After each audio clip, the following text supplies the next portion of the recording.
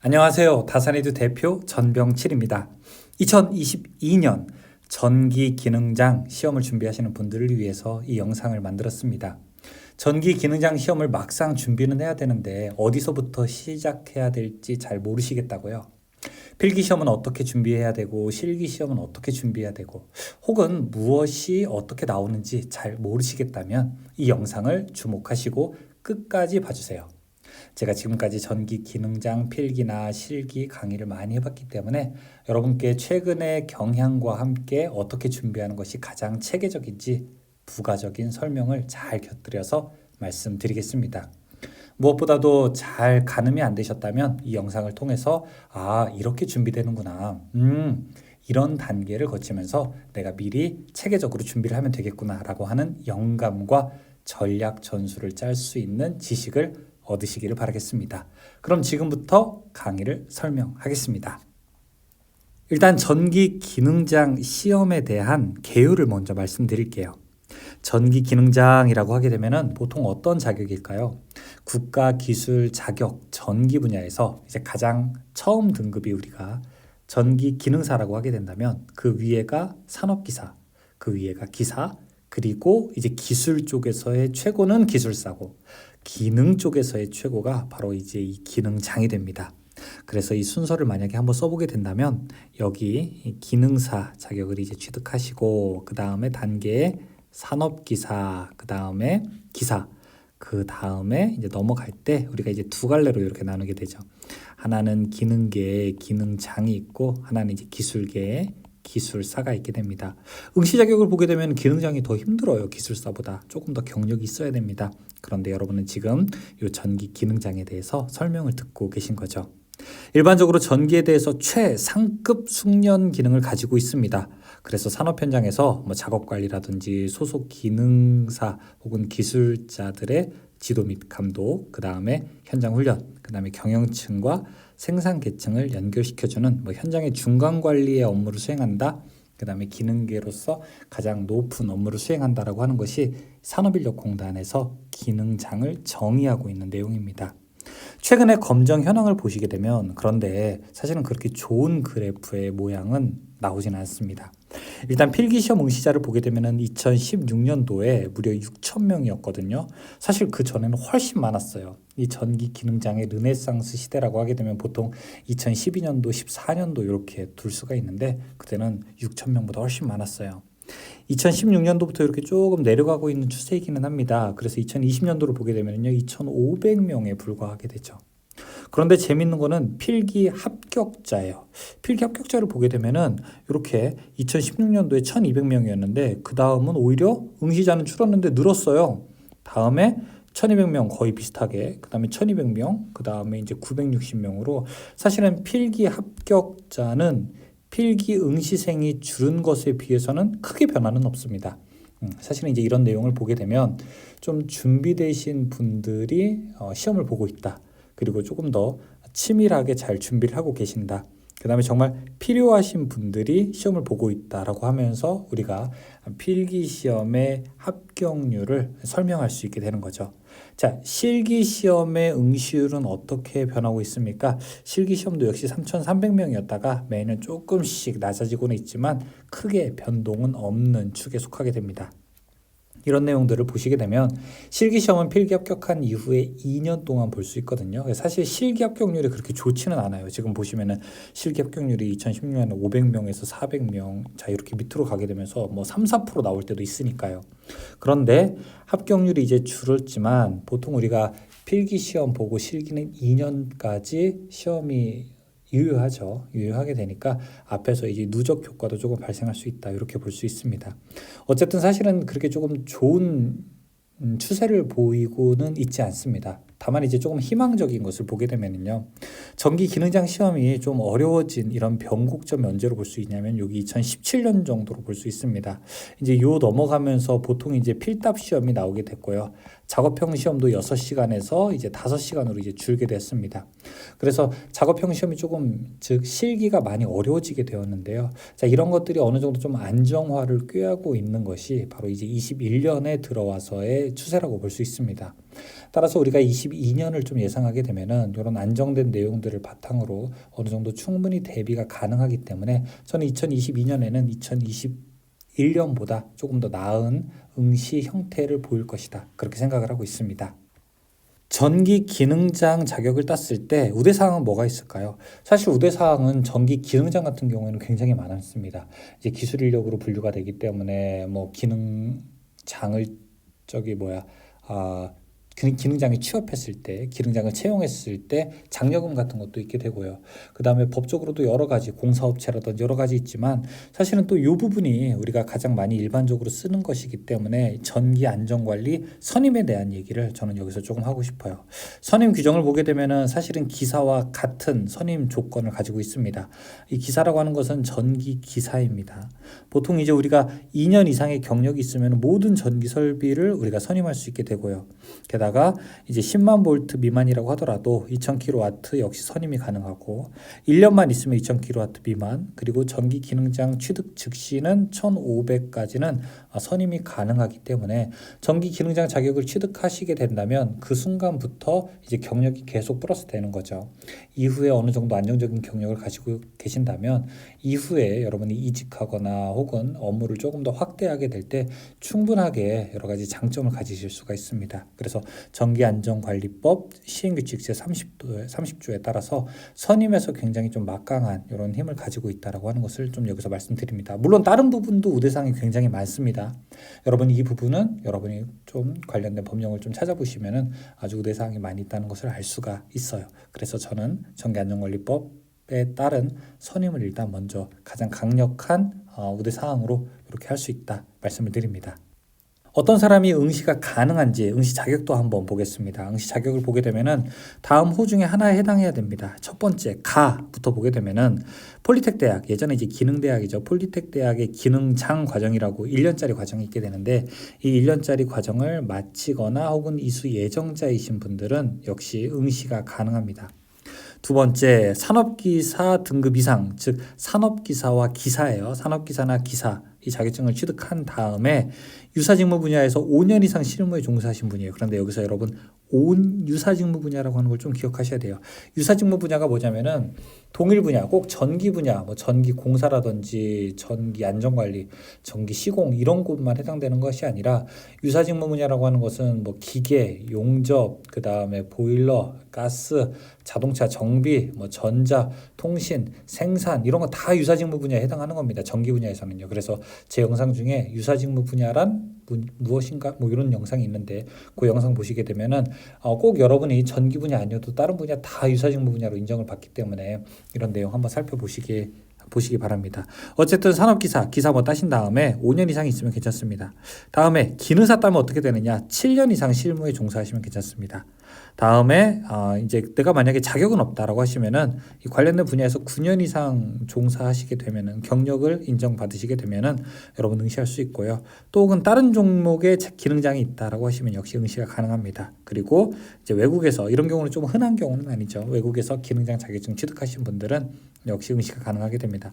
보통 아마 여기에 해당하실 거예요. 어디에 해당하냐면 첫 번째 이제 산업기사나 기사 따고 5년, 그 다음에 기능사 따고 7년, 그 다음에 그냥 현장 경력 9년 이상이신 분들이 여러분 응시할 수 있기 때문에 이거 좀 잘 보시고 그러면 시점은 어떻게 되느냐? 자, 여러분 여기 과거로부터 자 경력이 시작되는 지점으로부터 필기시험 응시 있잖아요.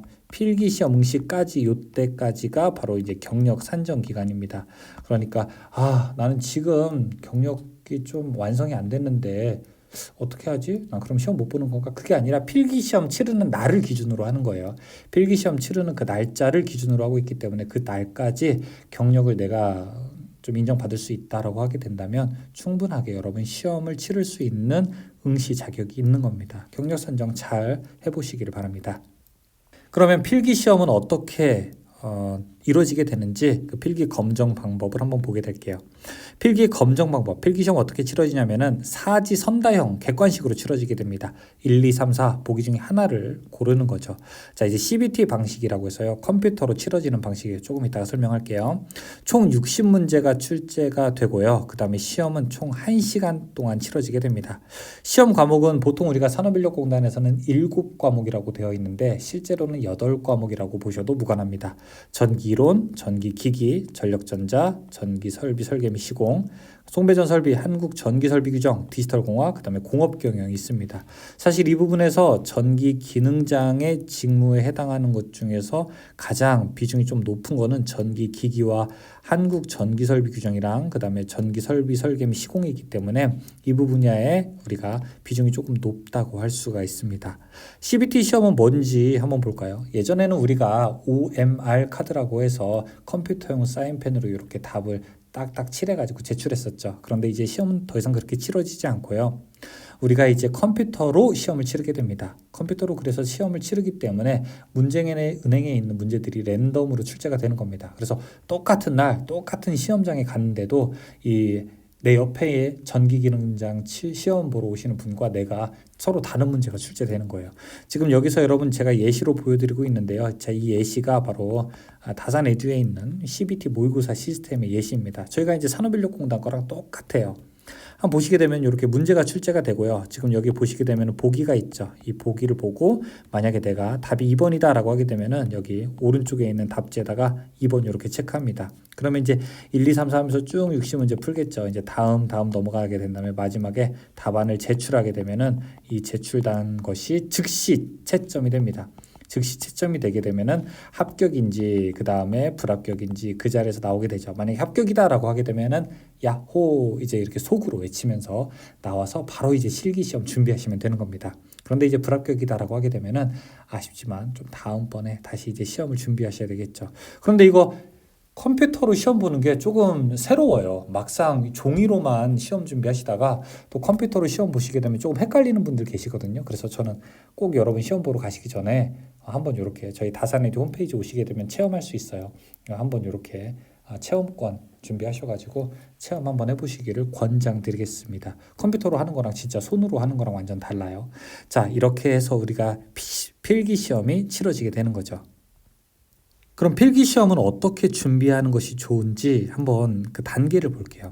그런데 저는 여러분 이거 말씀드리기 전에 먼저 여러분께 좀 부탁드리고 싶은 게 있어요. 그것은 뭐냐면은 이 객관적인 판단을 좀 먼저 하시기를 바란다. 이 말씀을 좀 드립니다. 이게 뭐냐면은 전기 기능장 시험 보시는 분 중에서는 서로의 수준이 굉장히 서로 달라요. 어떤 분들이 계시냐면 첫 번째 좀 1단계인 분들은 아주 초급이신 분들은 내가 전기 용어들 뭐 리액턴스라든지 인덕턴스라든지 아니면 전기 기기에서 뭐 분권 전동기라든지 아니면 직권 전동기라든지 아니면 슬립 이런 거 모른다. 아예 용어 기초 용어에 대한 이해가 완전히 없다라고 하시는 분들이 계시고요. 두 번째는 또 이제 중급 정도 되시는 분들도 계세요. 중급 정도 되시는 분들은 보통 이제 전기 기능사 정도는 조금 이해하시는 분들이시죠. 보통 이제 아까 말씀드린 뭐 유도 전동기에서 슬립이라든지 아니면 동기기 아니면은 뭐 변압기 아니면은 권수비 뭐 이런 정도는 충분하게 이해하고 간단한 문제도 좀 풀 수 있는 정도의 분들이 계시고요. 세 번째는 이제 고급 이신 분들이죠. 중급에서 조금 더 넘어가시는 분들로서 보통 이제 기사 정도를 한번 준비해 보셨거나 아니면은 시험을 좀 응시해 보신 분들 아니면은 좀 자격증 있으신 분들은 저는 좀 고급 과정이라고 할 수 있습니다. 사실 초급에 해당되시는 분들은요, 여러분 만약에 여기 해당되시면은 그냥 완전히 처음부터 간다 이렇게 생각을 좀 해주시면 좋겠어요. 여러분 공부에는 왕도가 없죠. 그리고 내가 완전히 모르는데 처음부터 간다고 하는 것이 부끄러운 거 아닙니다. 내가 예를 들어 수영을 한 번도 배운 적이 없고 수영을 한 번도 하지 않았다면 당연히 호흡하는 것부터 발차기부터 배우는 것이 당연한 거죠. 이게 느려 보인다고요? 천만에요. 수영 내가 한 번도 해본 적 없는데 자유형부터 배우려고 하게 되면은요 어느 정도까지는 할 수 있겠죠. 그런데 절대 어느 순간 이상 절대 속도가 붙지 않고 제대로 하지도 못합니다. 절대 내가 처음부터 해야 된다고 이해를 하시고, 중급 정도 되게 되면은 나는 좀 중간 정도부터 해도 괜찮다라고 생각을 하시고, 고급 정도 되면은 나는 좀 이제 시험을 보통 한 대비하는 단계 정도 가면 되겠다라고 이렇게 생각을 하시면 좋겠습니다. 그래서 저는 여러분들을 좀 어떻게 평가하려고 하는 게 아니라, 만약에 시험을 준비하신다면 내가 현재 어떤 상태인지를 객관적으로 파악할 필요가 있다. 그게 처음에 오히려 느려 보이지만 더 빠르다라고 이렇게 말씀을 꼭 드립니다.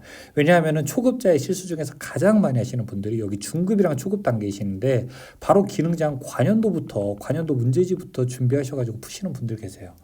관연도 그러면 여러분 문제 다 외우면 풀 수 있나요? 천만에요. 전기 기능장 몇 문제 안 됩니다. 한 번 시험 보는데 60문제이고요. 1년 시험 보더라도 1년에 몇 문제입니까? 120문제밖에 안 돼요. 5년 하게 되면 600문제, 10년 해봤자 1200문제밖에 안 됩니다. 그러니까 이거 다 외우게 된다면 여러분 시험 합격 보장 1200문제 얼마 안 돼요. 실제 외우게 되면요. 그런데 이거 문제 외운다고 하더라도 지금 문제가 무슨 유형이라고 했었죠? 그냥 아니라고 했죠. CBT라고 했었죠. CBT는 문제가 여러분 출제위원들이 아주 재밌게 냈어요. 수식 조금 바꾸고 말, 조금 아다르고 어다르듯이 조금씩 뉘앙스를 완전히 바꿔놨습니다. 그래서 문제를 완전히 외우는 것으로는요, 절대 대응하기가 불가능하게 됩니다. 게다가 전기 기능장은 여러분 시험이 1년에 2번 있어요. 한 번 놓치게 되면요 6개월을 기다려야 됩니다. 시간만 기다리는 것이 아니라 그 안에 들어가야 되는 기회비용까지 놓치게 되는 거죠. 그래서 저는 준비하실 때 가급적이면은 역시 초급이나 중급이신 분들은 되게 관연도부터 공부하고 싶은 욕구 되게 많이 느끼거든요. 근데 그렇게 해서 성공하시는 분들 사실은 별로 못 봤어요. 계속 떨어지시는 분들은 계속 떨어지세요. 그 이유가 뭐냐면 관연도를 외우기 때문에 그렇죠. 왜냐, 어느 정도 수준 이상까지 가게 되면 절대 풀지 못하기 때문에 그래요. 그래서 만약에 나 사실 완전히 초급이다, 나 진짜 처음부터 모른다라고 하시면은 여기 기능장도 안 돼요. 저는 기능사 자격부터 준비하시기를 좀 권장드립니다. 아니요, 무슨 기능사부터야. 여러분 유튜브 보시게 되면은 저희 다산에듀 홈페이지에도 역시 있는데, 이 기능사 강의가 필기 강의예요. 필기 강의가 무료로 올라와 있어요. 그냥 교재 없어도 보실 수 있어요. 이거 처음부터 끝까지라도 한 2번만이라도 보세요. 2번 보는데 한 1, 2주면 충분히 보게 됩니다. 그래야 인덕턴스, 커패시턴스, 그 다음에 임피던스, 그 다음에 RL, 직렬 회로 이런 것들에 대해서 기본적인 이해는 가능하게 되는 겁니다. 이걸 하고 온 다음에 전기 기능장 필기 준비하시고, 그 다음에 필기 이제 기출문제 준비하고, 그 다음에 CBT 모의고사 아까 있었잖아요. 컴퓨터로 보는 거 보고, 그 다음에 이제 시험 보러 가시면 됩니다. 이 순서가 굉장히 길어 보이기는 하지만 실제 만약에 내가 올바르게 집중만 하게 된다면 한 4개월 정도 충분하게 준비하시면 괜찮습니다. 적게는 3개월도 가능해요. 그러니까 3개월에서 약 4개월 정도 준비하신다고 생각을 하게 되고, 초급이신 분들은 반드시 이렇게 준비했으면 좋겠습니다. 근데 만약에 내가 좀 중급이다 하시는 분들은 중급이시면 바로 이제 전기 기능장부터 이제 준비하셔도 괜찮습니다. 이렇게 단계별로 가시면 되고, 좀 고급이시다라고 하시는 분들은 사실은 저는 고급이시면은 여기서부터 준비 안 해도 괜찮다고 봐요. 바로 이제 이렇게 관연도 문제들, 고급이신 분들은 관연도 문제 준비하고, 그 다음에 모의고사 정도 보게 된다면 여기에 좀 집중했으면 좋겠습니다. 기사 정도의 수준이 사실은 기능장보다는 필기 시험으로 봤을 때는 난이도는 조금 더 높습니다. 물론 이제 기능장의 과목과 기사의 과목은 조금 다르기는 한데, 기능장 정도의 시험 수준보다 조금 더 높기 때문에 저는 충분하게 대비 가능하다고 보고 있고요. 그래서 기능장에 있는 문제들을 좀 보시되, 가급적이면 이분들은 좀 이해하실 수 있는 능력이 있으니까 이해를 위주로 준비를 했으면 좋겠습니다. 그래서 이렇게 시험 준비를 하는 것을 좀 권장드립니다. 그러면은 실기 시험은 어떻게 준비를 하게 되는 걸까요? 실기 시험의 구성은 어떻게 될까요? 실기 시험은 이제 두 종류를 다 준비하셔야 됩니다. 필답형과 작업형을 다 준비를 해야 됩니다. 실제 시험은 필답형 먼저 보게 되고요. 그 다음에 며칠 뒤에 이제 실기 시험, 작업형을 응시하게 됩니다. 보통 이제 필답형이라고 하게 되면 기사실기처럼 나오는 것을 우리가 필답형이라고 해요. 그러니까 어떤 시험을 이야기하는 거죠? 맞아요. 이제 주관식 시험이죠. 시험지에다가 손으로 이렇게 쓰게 되는 겁니다. 보통 이제 전기 기능장은 한 10문제 정도가 출제가 되게 됩니다. 그래서 아래에 보시는 이런 예시가 바로 이제 전기 기능장이 출제된 예시입니다. 문제 이렇게 주어지고요. 그림 주어지고 이렇게 풀어라 이런 것도 있고요. 이런 얘기들에 대해서 각각 어떻게 되느냐라고 이렇게 정리를 할 수도 있는 문제들이 출제가 되는 거죠. 자, 그런데 이제 필답형 시험에서 어느 정도 점수를 맞고 작업형 시험을 본 다음에 두 개 점수를 합산해서 60점이 넘어야 합격이거든요. 근데 이제 작업형이 조금 어려워요. 작업형이 예전에는 6시간이었는데 지금은 5시간으로 줄어들었고요. 다음에 여러분들이 작업형에서 상상하지 못할 이제 PLC라고 하는 컴퓨터 프로그래밍이 들어가 있기 때문에 이제 이런 것이 좀 어렵게 하게 됩니다. 그래서 필답도 잘 해야 되고 작업도 잘 해야 되니까 결코 쉽지 않아요. 저는 기능장 필기 시험은 기사보다는 사실은 조금 더 쉽다고 봅니다. 이건 부인할 수 없는 사실이에요. 하지만 실기를 봤을 때는 어떠냐? 실기를 봤을 때는 저는 기능장이 당연히 훨씬 더 어렵다고 이렇게 말씀드릴 수 있습니다. 이렇게 필답형 시험 예시를 보게 되면은 두 가지를 해야 되잖아요. 그렇죠? 필답도 해야 되고 그 다음에 실기도 작업형도 해야 되기 때문에 보통 어려운 게 아니죠. 작업형 시험 예시를 한번 이렇게 볼까요? 작업형 시험 예시, 이제 요 그림이 저희 다산에듀의 권호경 원장님이 지금 작업하고 계신 것을 여러분 볼 수 있는데, 처음에 이제 어떤 걸 해야 되냐면요, 여기 보시면은 요 PLC입니다. 이게 PLC 과제를 먼저 수행을 해야 됩니다. 이게 다 5시간 안에 포함되어 있는 거예요. 보통 우리가 PLC 과제를 한 30에서 한 40분 정도 안에는 풀어야지 보통 승산이 있게 됩니다. 또 PLC 과제도 그런데 또 두 문제가 출제가 돼요. 그래서 PLC 과제를 먼저 수행하고 그 다음 두 번째는 여기 제어 회로를 구성하게 됩니다. 이 제어 회로가 바로 이제 우리 흔히 이야기하는 시퀀스죠. 제어 회로를 구성하고 마지막에 세 번째 요 배관 작업을 한 다음에 배관을 한 다음에 그 다음에 이제 결선을 하게 되는 작업을 거치게 되는 거죠. 그래서 1단계 PLC, 2단계 제어회로, 3단계 배관, 4단계 결선, 이런 순서대로 작업을 하게 됩니다. 이 1, 2, 3, 4단계를 모두 합쳐서 5시간에 끝내야 되니까 여러분 한번 생각해 보세요. 얼마나 이 손이 많이 숙련되어 있어야 되는지를 한번 곰곰이 생각해 보시게 된다면 여러분이 온전하게 시험을 보시기 직전에는 평소에 여러분이 그 작업하시는 곳에서는 적어도 4시간 30분 안에는 당연히 끝낼 수 있어야 실제 시험장 가서 새 부품으로 작업하고 긴장된 상황에서 작업해야 하기 때문에 한 30분 정도 더 여유 둬서 5시간 안에 끝낼 수 있습니다. 당연히 이제 4시간대 안으로 들어오는 것이 평소의 목표면 더 좋겠죠. 자, 이렇게 작업하는 것이 바로 작업형 시험이 되게 됩니다. 보통 우리가 PLC를 처음 준비하시는 분들이 제일 어려워하는 것이 이제 PLC를 어떻게 시작하느냐가 바로 이제 가장 어려워하는 겁니다.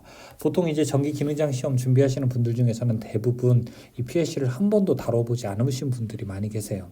게다가 시퀀스라든지 이 배관 같은 것도 안 해보신 분들이 많기 때문에 만약에 여러분들이 여기 있는 작업 전체가 다 생소하다라고 하면 적어도 6개월 정도 전부터 6개월이나 한 8개월 정도 전부터는 시험을 좀 준비하시는 모드로 가보시면 좋겠고요.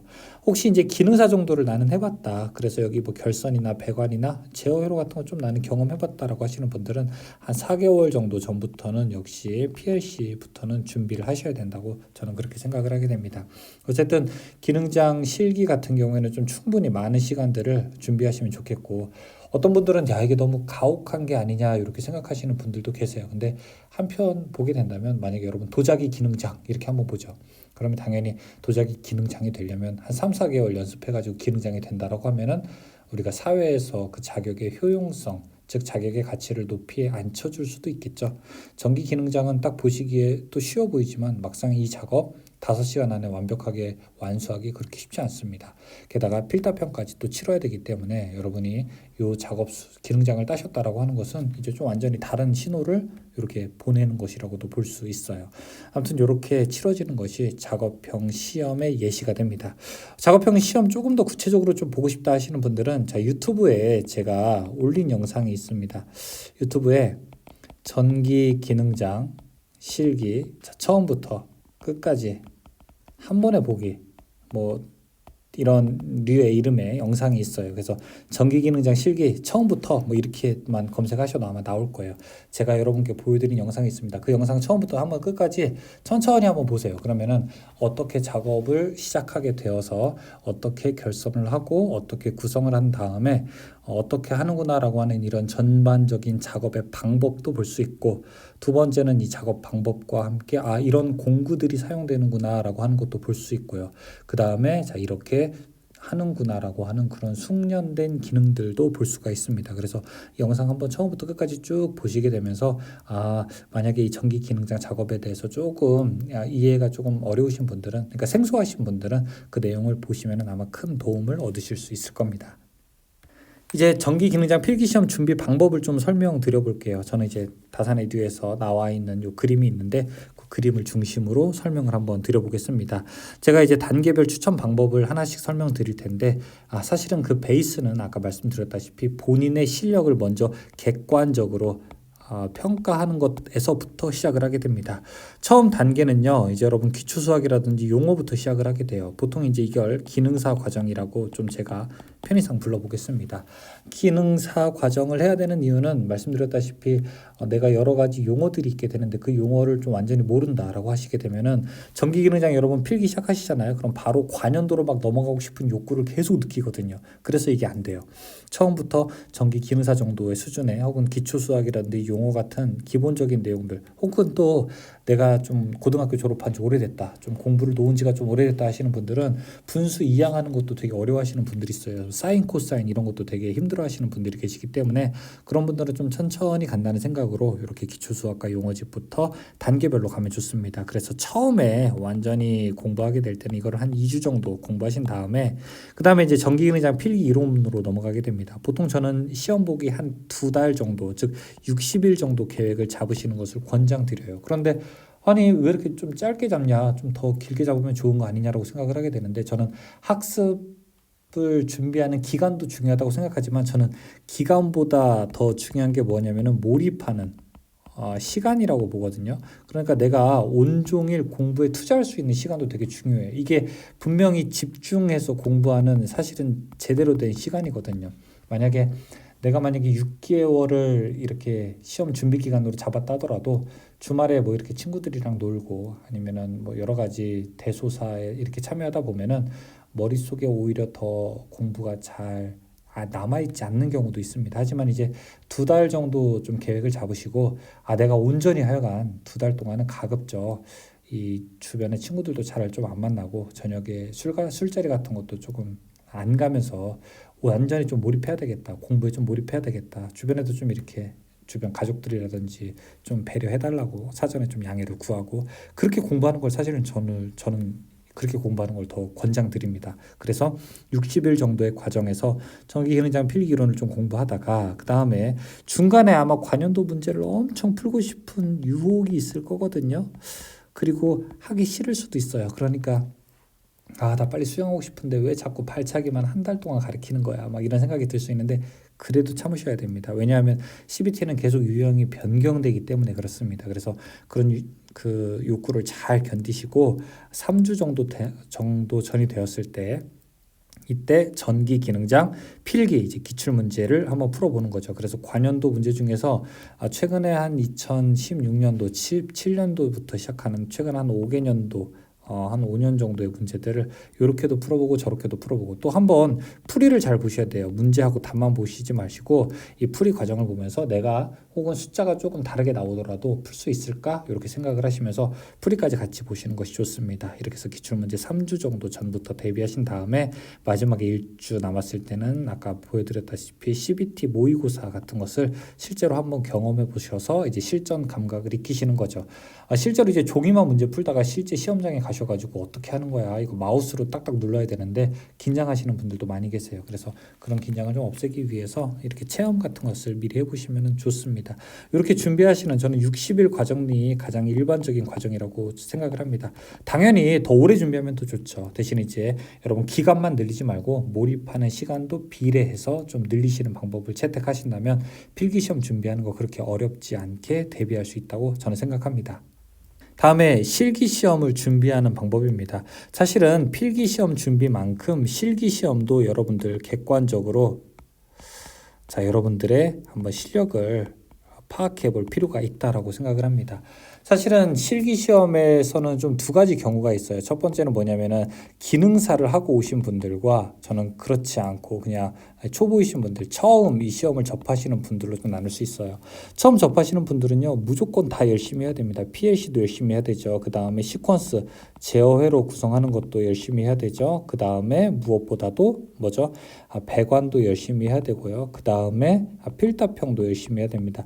이 네 가지 다 열심히 해야 됩니다. 그런데 기능사는 조금 거기에서 제어회로나 배관의 부담은 조금 더 이제 줄일 수 있어요. 하지만 PLC라든지 아니면 필답형의 부담은 지울 수는 없게 되는 거죠.